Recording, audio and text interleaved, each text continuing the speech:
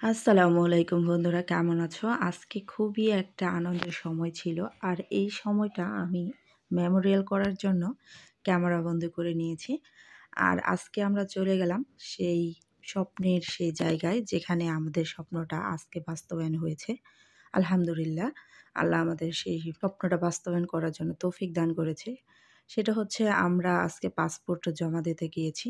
আমরা ইতালিয়ান নাগরিক ঠিক, কিন্তু আমরা স্থানীয়গত ইতালিয়ান নাগরিক ছিলাম না, যেটা নাকি ইতালিয়ান লাল পাসপোর্টের দ্বারা প্রমাণিত হয় যে আমরা স্থানীয় ইতালিয়ান। তো যাই হোক, সেই স্বপ্নের দিকে আজকে আমরা রওনা হলাম।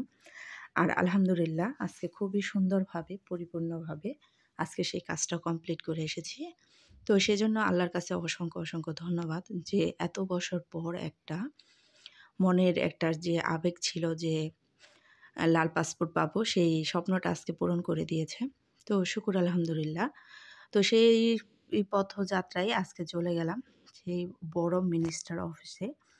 তো আমরা সবাই খুবই এক্সাইটেড ছিলাম, যেহেতু এরকম একটা সুযোগ সবার হয় না, বা এই সুযোগটা পেতে গেলে অনেকটা বছর পাড়ি দিতে হয়।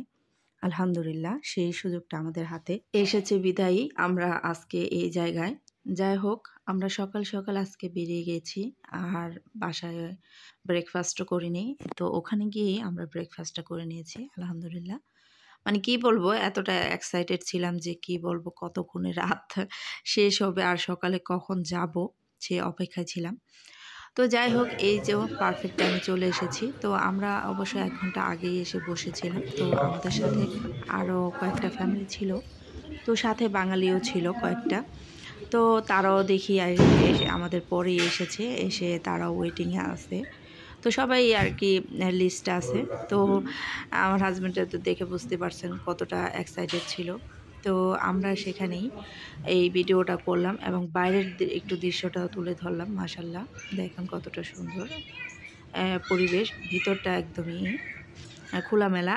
আর সকালের ব্রেকফাস্টটা সেখানেই করলাম, কোনো রকম আর কি করা।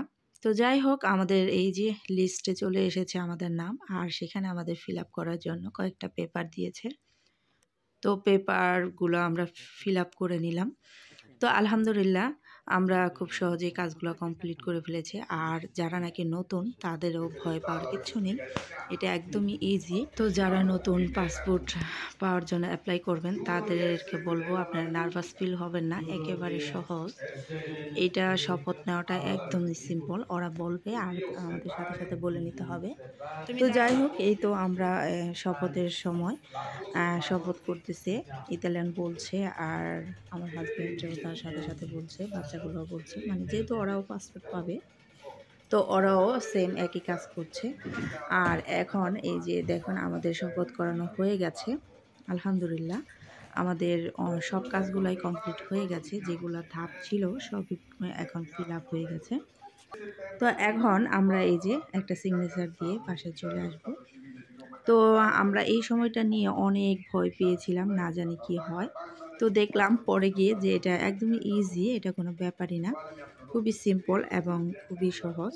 তারা তেমন কোনো কিছু জিজ্ঞেস করে না, খুব ঝটপট মানে তারা কয়েকটা কথা বলে, মানে শপথ বলতে আমরা যেমন প্রধানমন্ত্রী হলে যেমন আমরা একটু শপথ করি, দেশের প্রতি একটা মানে আনুগত্যতা প্রকাশ করি, সেম একই রকম তারাও করে।